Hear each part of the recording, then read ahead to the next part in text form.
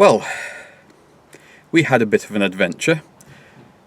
Maestro's sold, so the Princess is now, supposedly, my everyday and definitely only car. Lanchester doesn't really count. And that means it's time to get it back out there, do a couple of short test runs, make sure everything's okay. And I have to say, after the brakes were put back together, everything was fine. I hopped in the car and thought, I'll pop down to the shops, do some of my normal small errands, and just see how it goes. Everything perfectly fine, got all the way down to the shops, brakes bedded in nicely, and went and bought my first bit of my errands, go back to the car, turn the key, and it just went click. And I knew what it was. It did it years ago, but I was like, maybe it's something else. So I had a poke in the engine bay, another try, still just click. And the more I tried, the more I didn't realise I was causing myself another problem, until I saw a little wisp of smoke come off the throttle cable. Called the recovery through my insurers, and I was a little bit more than a mile from home, and the recovery took 3 hours to get to me because it was just insanely busy everywhere. They had a load of breakdowns to deal with, but fortunately they picked me up, took me home, absolutely no bother. I then had to order the parts because while I was waiting those 3 hours in a retail park with very little to do, I managed to diagnose the problem and even fix it, but in the process found another problem I couldn't fix, and that was the throttle cable. I've got myself a replacement throttle cable, or accelerator cable if you like, but it does say throttle cable on the packet. This is for the earlier 1822, which just means it's for the B series cars. The carburettor, the pedal box, the body shell is all the same, so this should be fine. As far as I'm aware, the length is the same, the connectors look the same, should be straightforward. The reason I have an 1822 one is when I was looking for a replacement cable, I don't have one in stock, I must have used my last spare, and I actually couldn't find any others than this. Typically, after I'd bought this one, quite a few turned up. Right, so what's happened to cause the breakdown and cause me the problem? Primarily, it's because the main earth cable on the car, which this is a replacement for, isn't very good. Now, it did this to me a few years ago, and I shall show you what happened. On the Princess, originally, you have a braided cable here, which runs from your negative. It has a little built-in T-clip that holds it on here, and then this is where it joins onto the engine, and it joins onto the... I don't know what this bit's called, it's sort of like a remote gear assembly thing, because of course your gearbox is in the sump. And the problem I had was this end wasn't getting a very good connection at all. When that happens, it looks for another earth, because this of course is your main battery engine earth. When this happened before, we cleaned all of this up, and to improve the earth we added a second brand new one which runs along the wing here and then bolts to the inner wing, so basically bolts to the body to give us another earth. Unfortunately, that on its own isn't enough, and this cable wasn't making a good enough connection to actually give us a good enough earth. When that happens, the car looks for another one, and it goes for the throttle cable, because the throttle cable bolts onto the engine here. Well, it bolts on down here on the side of the carburettor, so you've got your earth path from here through this already weak earth down here. The cable itself obviously is steel, and that goes through into the cabin and then connects to the metal pedal box, which bolts to the bulkhead, which is also metal. So that's your next earth point, and then it melts the nylon lining, and that's what causes your first problem, because then, not sure how well, there you go. The problem is when the lining of the cable sheath gets hot enough, it melts and then the cable sticks. It also melts these plastic guides at the end. There's one there, and there's one up there. And when you free off the cable, the issue then is it no longer moves smoothly. While I was in the parking lot, I did try and clip off the outer sheath so that I could free the cable. I made the holes in the plastic big enough for the cable to move freely. It was the only way to get the cable out. I couldn't rethread this and it was melted, so the cable didn't move freely through it. But the problem now is when you use the throttle, you can press the pedal down, but then it gets stuck and you literally can't drive the car. It's just impossible. So for want of a replacement cable, I got stranded for 3 hours. I have bought both a positive cable for the starter, even though this has been behaving itself, and a replacement cable for this, which I think is the sensible way to go.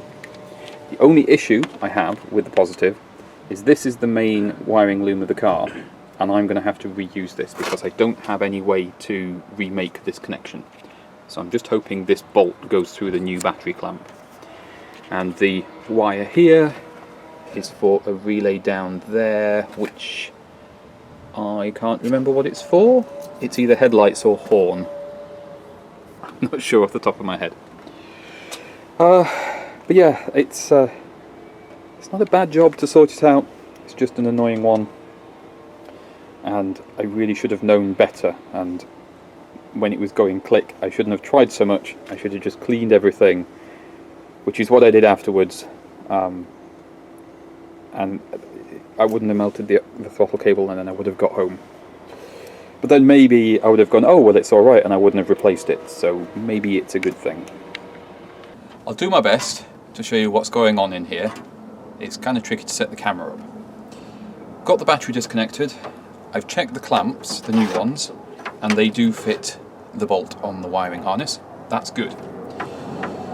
The cable, I think it's going to be okay for the starter motor. It's a little bit thinner, but it's a battery cable, so I think we'll be okay. If not, I can always put this one back on. I don't think it's going to be a problem.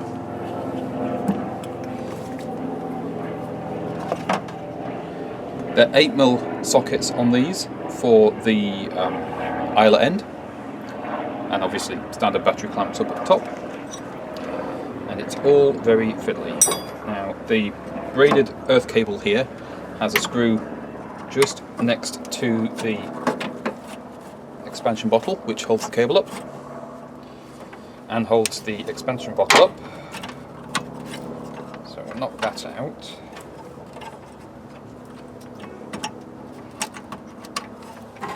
We'll have to see if I've got some P-clips. If I've not got any, I'll have to fit those later. For now, I'll just put the bottle back on.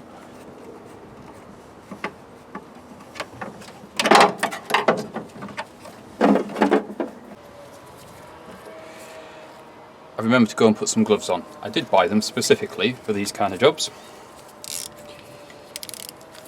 So I just need to unbolt this cable from the bell housing.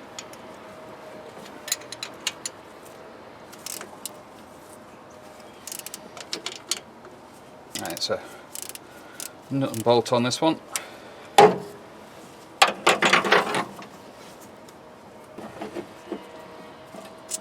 Right.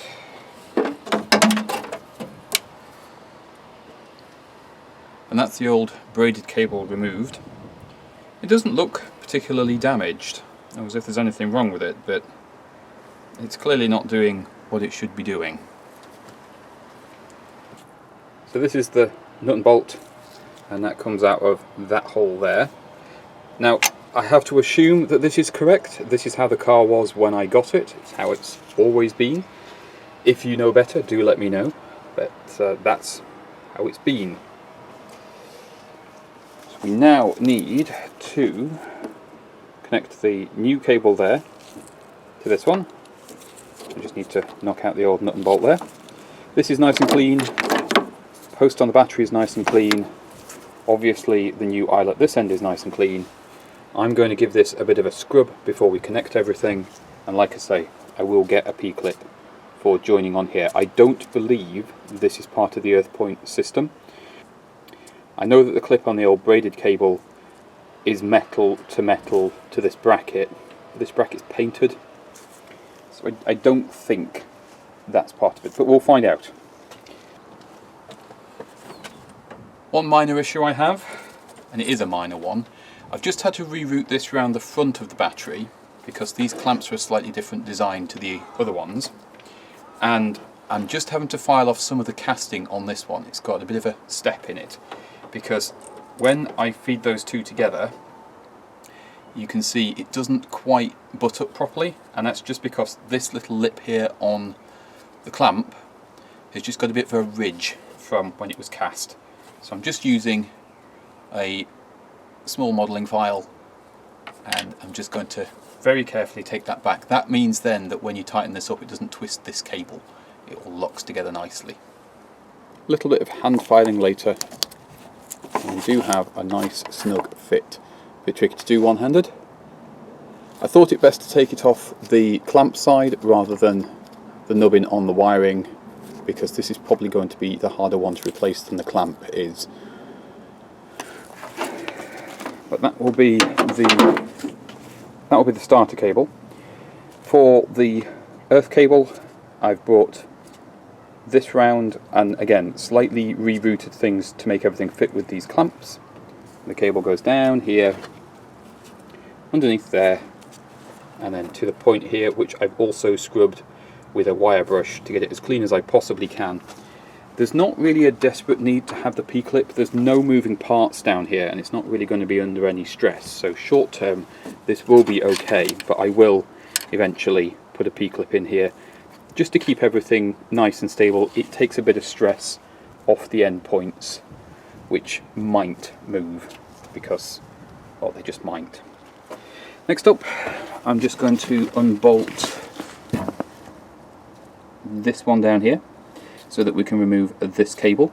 And even though there's nothing wrong with this cable, I just feel like it's the right thing to do, replacing it while I'm doing this kind of a job. Old original cable's off, and this is what I meant about the bracket on this. I don't think it provides an extra earth point, but we'll soon find out. This cable also is really stiff. There's not much flexibility to it, so maybe it is a good idea to replace it. The new cable I got is a little bit long. They only came in standard sizes, but I should be able to shorten it here if that turns out to be a problem later. I've routed it slightly differently, keeping it away from as many hot, sharp things as I can. Rejigging this was a bit of a nuisance because everything's had to be routed slightly differently to suit this clamp. Not the end of the world, it's all clamped down nice and tight, nice and secured. Now, I haven't replaced this cable yet for one simple reason. If it turns out I still have a bad earth after doing this, it's only going to destroy an already destroyed cable. It's not going to destroy the new one. So my next thing is to test it and see if it actually wants to crank. Bear in mind, it's stone cold and it hasn't been moved or touched in about a week.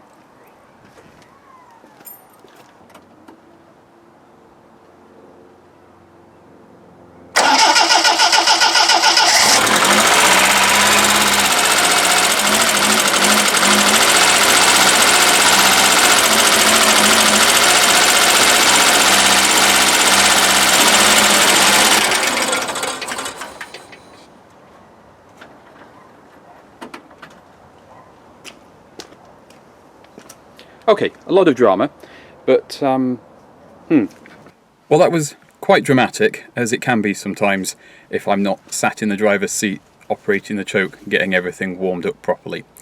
It's been stood about for about a week, not really doing anything in the rain. But I will say one thing, that started up way better than it has in ages. So maybe there was definitely a problem with that earth cable, and maybe there was a problem with the power cable as well to the starter motor. It was a lot more willing today than I'm used to it being when it's damp. Fingers crossed, I didn't notice anything amiss from inside the car. I'm just going to do some checks off camera just to make double sure, and once I'm happy with everything, I think we'll move on to putting this throttle cable in. Which is off choke now. It does smell like it's running a bit rich, and it's not idling the best. Not sure what's going on there.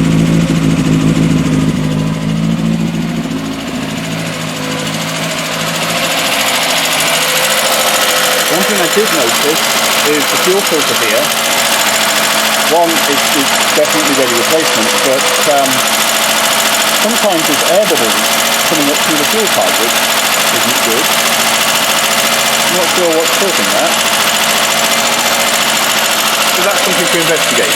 However, the good thing is all of the wiring that's gone in is staying nice and cool. I'm not seeing any obvious problems.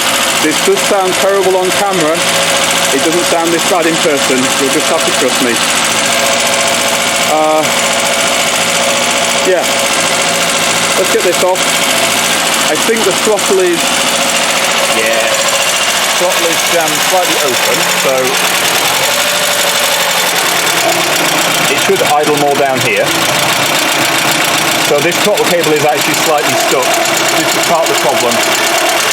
I must have touched it while I was running the car. There we go. That sounds much better. But yeah, I think it's safe to replace this cable now. This is the easy end. I've got to remember how I attach it to the pedal box. This is one I actually can't show you. So, throttle pedal here, and that runs... can I see it? Okay, I'll have to describe it because I can't get the camera in where I want it, but the bar here runs up to the pedal box, across, and up again. And at the top of this up section is a clip that holds the throttle cable in place. Best way to do it is slide the driver's seat back so that you've got some more space, and then you get yourself under there, pop the clip off, feed the cable through, and then put the new cable in. I would really like to show you, but without dismantling quite a bit of the interior here, I can't. Through some acts of contortion, I can show you. That there's the bulkhead where the red cable, which is the choke cable, comes through and disappears up into the dashboard. Then this rod, which you can see goes down and to the right. If we follow that to the top, you see the silver bit? That there is the throttle cable, and that's the clip I've got to remove because that clip holds that cable in place. From what I remember, the top of this bar has a slot that you drop the cable into, and then that clip goes on afterwards. It's been a while since I did this one, so I'm working from memory. The book doesn't really help much more than I can show you here. I'm just going to broggle around blind and get this disconnected. I realised I was being daft. I don't need to unclip it at all. I can just pull the cable out. The guides are still in the bulkhead, everything lines up. So that's exactly what I did. I've checked the length of this against the replacement. They're exactly the same. The only thing that's different really is the cable itself. The replacement one is, well, it's the sort that likes to come unravelled. Whereas the original one, which is still in perfectly fine shape, there's nothing wrong with the actual cable, it's just the plastic parts. So I'm going to pull this thicker one out, it's not thicker even, this coarser one out, and I'm going to just put the original one back in there. I think that will work fine. I can always keep this spare cable just in case I need it, but the fitting on the end here is the same. The only difference at this end is it's blue instead of black, and of course the cable sheathing itself has no plastic covering on it at all. But yeah, good. That means the earlier cars just use the same cable, so that opens up some more options for me. It is in. It was a war. In the end, I had to get Pat to come out and just hold this end of the cable after I'd threaded it through the bulkhead there. because whenever I had the cable in place, the clip would then slide down the cable, and it was just incredibly frustrating because my head's wedged up inside the dashboard and there's no space for my hands. Rotten job. Anyway, now I just need to take this nubbin off here so that we can put this nubbin in its place. And it is exactly the same. The length of the cable there is the same, it fits the same in the bulkhead. Super. And because it's the same cable as I used before, there was no apparent damage on the cable itself, I know that will go through here and tighten down no problem. And then we should have an operational car again. Although I am a little bit concerned about the bubbles in the fuel filter. I'm not sure what that's about. Job for another day. It's not stopped me driving the car. Other things have stopped me driving the car. Happily, we're all back together and it's running fine. I did have a think about that air bubbles thing. There isn't a lot of fuel in the car at all. I mean, it really shouldn't be at that level, but maybe it's low on fuel. Maybe I've got a bad hose somewhere. Maybe it's the filter itself. I don't know, because sometimes it's doing it and sometimes it's not. It could just be air in the lines from it being stood about doing nothing. I genuinely don't know. Problem for another day and another video, that one. For now, I'm moderately happy. It's a little bit ticky because one of the shims on the tappets is a little bit off. Not the end of the world. The microphone on this camera picks it up really badly for some reason. Battery seems to be holding the charge and charging okay. All my cables seem quite happy. Throttle works properly.